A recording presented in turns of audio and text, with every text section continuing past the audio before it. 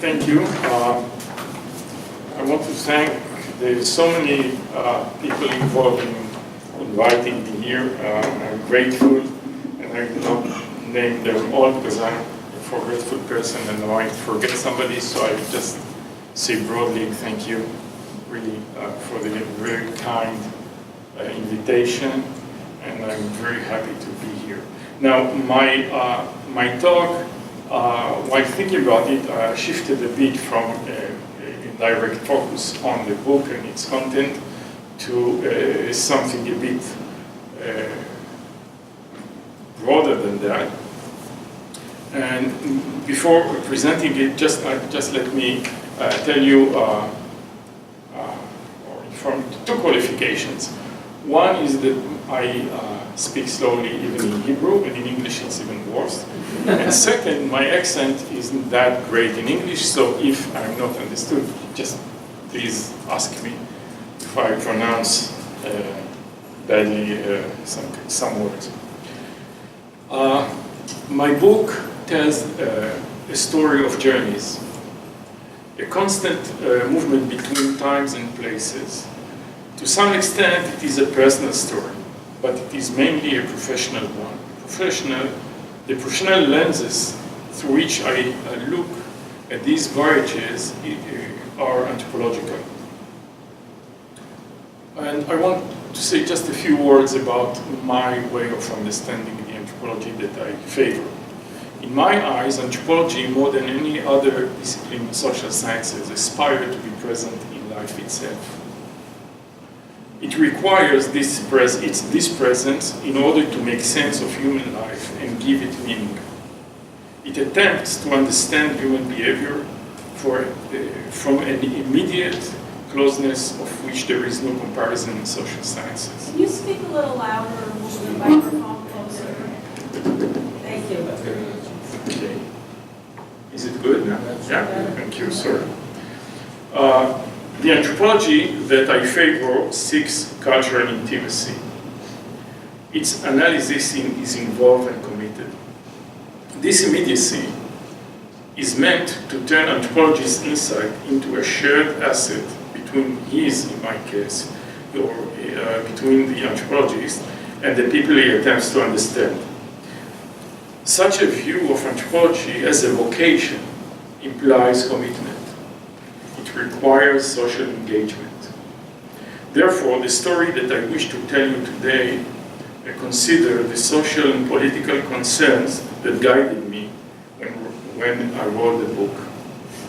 The book does not explicitly reveal these concerns. They are only insinuated here and there in the book. In a nutshell, I was guided by my concern about the ways in which ethnic relationships in Israel, not in Morocco, in Israel, are portrayed in social sciences in general and in anthropology in particular. Put it differently, I'm not about to summarize for you the book, I hope you read it, but reveal the behind the scene of its making. Despite the different political contexts, Israeli anthropology clung for a long time to its Anglo-American parallel, which demarcate a clear distinction between the researcher and his, so to speak, subject of study. One of the major political mechanisms for drawing that border was constituted by the notorious division of labor that relies on the ethnic identity of the participants involved. The field of anthropological study in Israel was mainly Oriental, all sorts of Oriental. Arabs, they were called sometimes Bedouin, Palestinian, Sephardim, immigrants of Islamic countries, immigrants of North Africa, immigrants of Morocco, etc., etc. While the researchers were transparent entities, mostly defined as Israeli, but in fact, most of them were Jews whose family originates from Eastern Europe.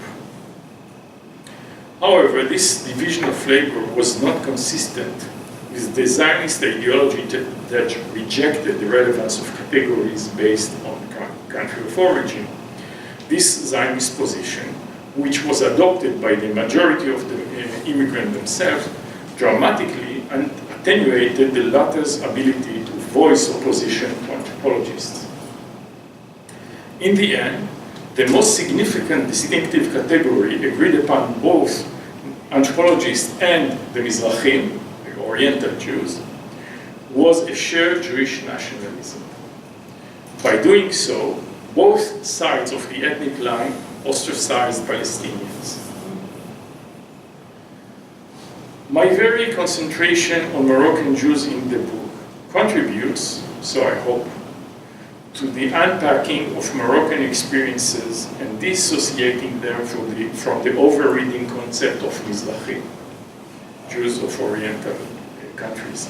My basic assumption was that the dominant academic discussion over Edot, what is called in Hebrew, that is Jewish ethnic groups, in Israel, employs a vocabulary that conceals more than it reveals.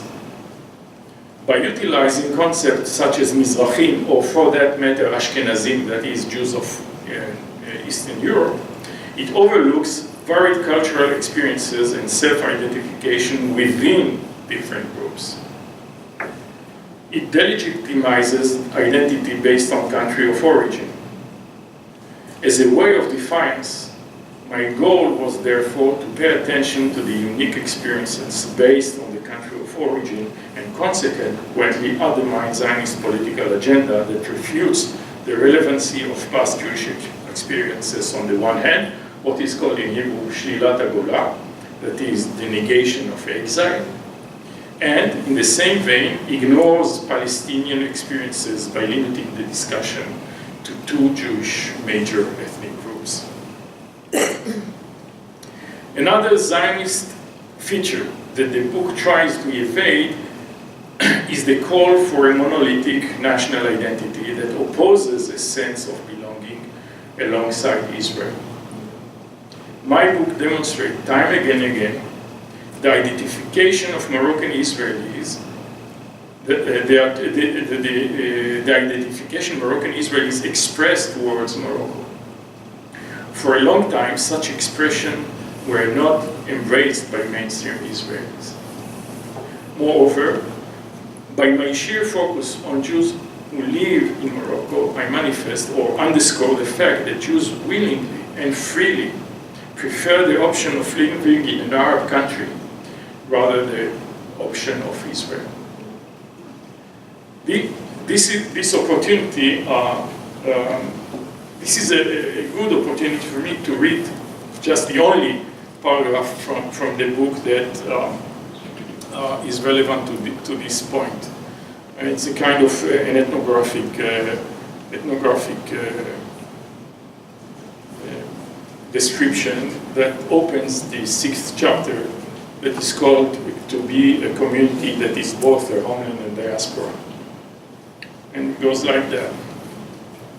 During one of my visits to the Jewish age home, Azil Levier, known by the Jews in Morocco as Le Home, Miriam Tamsut, upon noticing that I did not fit in, turned to me and asked me in Darija, in colloquial Arabic, "Where are you living in France?" I was not prepared for her unexpected question, responded that I was from Israel. Once again, she asked me exactly the same question, making sure that I heard her correctly and that I understood Darija. I told her that I understood her, and yes, I lived in Israel permanently. She then added, making sure to clarify if I had at least planned my strategy wisely and had come to Morocco in order to, what they call, arrange the papers, that is, obtaining a Moroccan passport that would ease my way to have a French one. Miriam knew what she was talking about. Many Moroccan-born Israelis did so. To this day, they come to Morocco to receive Moroccan ID card and passport as a necessary step to acquiring a longed-for French passport. Much of my embarrassment, I had to disappoint her once again. Astonished, she asked me if I intended to return to Israel upon finishing my business in Morocco. When I responded positively to this question also, she shook her head in a mixture of despair, rebuke, and soberly said, "That is not a good thing. A man should live in Morocco and die and be buried in Israel."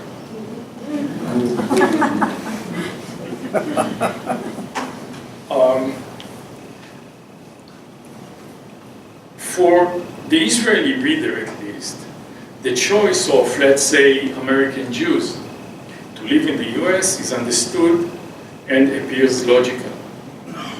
After all, life here is much better than Israel can offer. But the choice of living in an Arab country, well, this is for Israelis a shocking news. The book also analyzes travels of Israeli-Moroccan or of Israeli-Moroccan origins back to their country of birth. This phenomenon presents yet another challenge on mainstream Zionist ideology, one that has to do with the consecration of space. And here I need to elaborate a bit about the way in which space is conceived by Moroccan Jews, or was conceived. So I have to go back to the Moroccan past, Moroccan Jewish past. Moroccan Jews have dual attitude towards their past places. Partly these attitudes stem from their socio-cultural and political Moroccan and Israeli history. Indeed, unrest typified Moroccan's history, and Jews, being an integral part of Morocco, were exposed to those political upheaval and turmoil. Constant flux and reflux of political structure and fast circulation of elites affected community and personal security. Years of tribal feuds, intrinsic to a segmentary structure, it's a kind of tribal structure, left Jews dependent on the power of their protecting Muslim patrons. Thus, at the same time period, there were Jews who prospered, while others in different regions suffered from affliction and humiliation. As a result, Jews tended to move away from the unstable areas. Still, the Jews' low formal and practical status as dhimmi carried some benefits. Their political weakness enabled safe passages among rival tribes, as they were not considered a physical threat. No wonder also that many worked in go-between professions like merchants and traders that again involved movement in space, which led them to being crucial to the functioning of Morocco's economy. Jews served as international merchants as well, and because of their wandering within and without Morocco, they felt comfortable in territories in which they traveled. Following colonialism, Jews rapidly emptied the small villages in the hinterland. I'm talking about the French colonialism that began formally in 1912, but practically even sooner. So they moved from the hinterland in favor of the large cities dominated by French. The historical confluence of the establishment of the Moroccan and Israeli new nations turned the internal movement to a massive migration, mainly toward Israel. In a nutshell, movement was a core experience, both in Morocco's early times as well in modern times. Therefore, under such circumstances, it would not be imprudent to claim that transparency of space, of place, was not a key cultural element in Moroccan Jewish experience, even before considering the effect of migration to Israel itself. The intensive experiences of movement within and without Morocco were bound to confront Zionist ideology of holding on the holy ground of Israel. So back to the study of Moroccans in Israel. The mid-20th century has witnessed a large migration, as I said, of North African Jews to Israel. Moroccans who constituted the lion's share of this migration intrigued Israeli social scientists, mainly sociologists and anthropologists. While the former examined social integration as their prime analytical tool, the latter focused on the migrants' culture in order to understand their complex and highly ambivalent ways of incorporation into the newly formed Israeli society. Culture, as it were, explained for anthropologists the problematic and painful process of integration. Following modernization theories, they portrayed conflicts between what they called a traditional culture of the Moroccan who came as newcomers to Israel and the modern reality which they encounter in Israel. A few decades later, the focus of research on the past distinct countries of origin gave way to a study of the generic category that I already mentioned, namely Mizrahi. Seen from an historical perspective, this conceptual shift was drastic and abrupt. Indeed, it is rare to find nowadays studies that focus on saint veneration. Note, however, that Bilou's fundamental studies do not elaborate on the political meanings and implication of the common national origins. Largely, his work portrays idolatry as direct cultural continuation from past, that migration as well as state bureaucrats pressed to the point of nearly eliminating it. Saint veneration, for him, constitute an effective psychological healing mechanism as well as a social-cultural bridge that overpasses spatial disconnection caused by migration.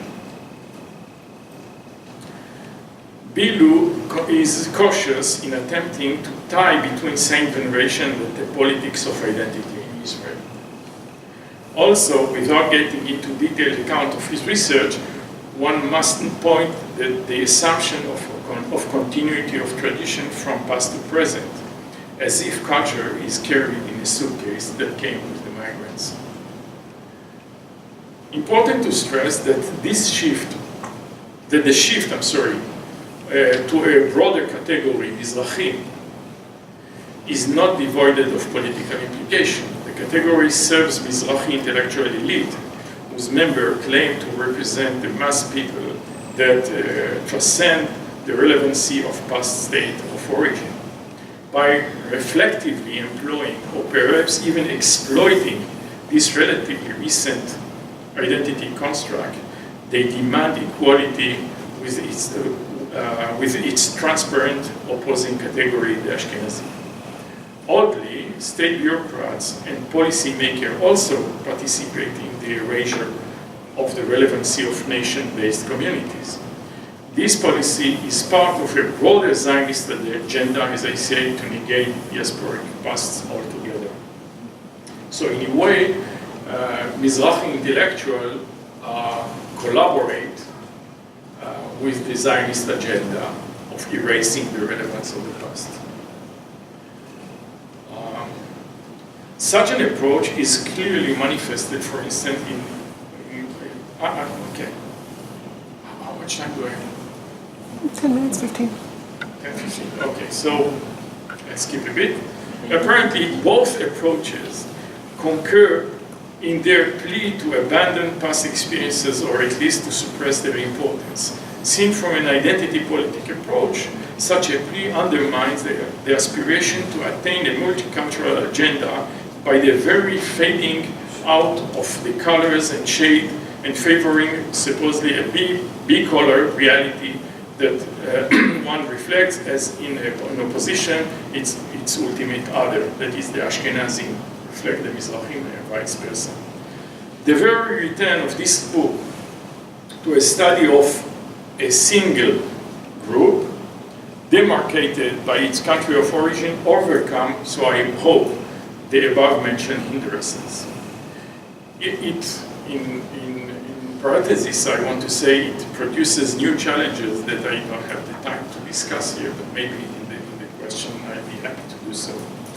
Yet, this book also demonstrates how the present has an impact on the ways in which past places are conceived, and not only vice versa. Place serves as an analytical platform as well as a prism through which the relationship between past and present are examined, bearing in mind that these relationships are part of the current Israeli-Moroccan experiences. Thank you.